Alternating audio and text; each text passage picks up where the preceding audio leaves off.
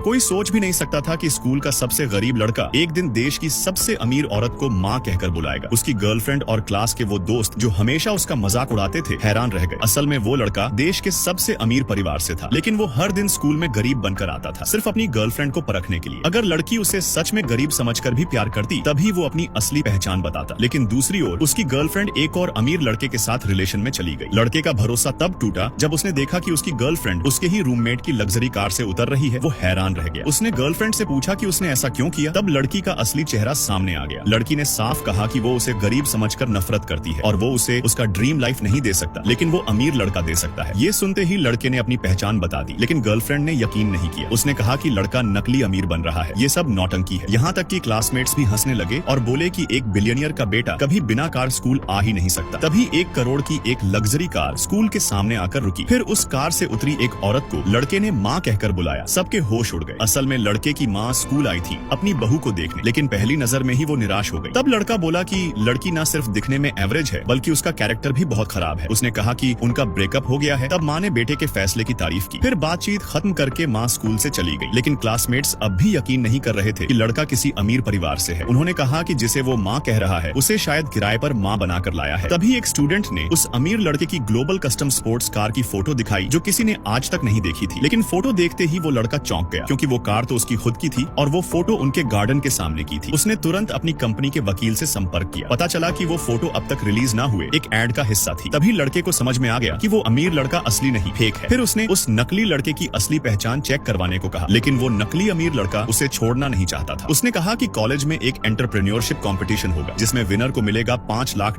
का इनाम। उसने उस लड़के को चैलेंज दिया हिस्सा लेने का। लड़का तुरंत मान गया। शर्त थी कि अगर वो हार गया तो सबके सामने घुटनों पर बैठकर माफी मांगनी होगी और स्कूल हमेशा के लिए छोड़ना होगा। लेकिन लड़के को पहले से पता था कि उस लड़के की असलियत क्या है। वो था ऐसा इंसान जिसे उसका परिवार फाइनेंशियल हेल्प देता था, लेकिन वो उस हेल्प का गलत इस्तेमाल करता था और लड़के की पहचान चुराकर स्कूल में अमीर बनकर घूमता था।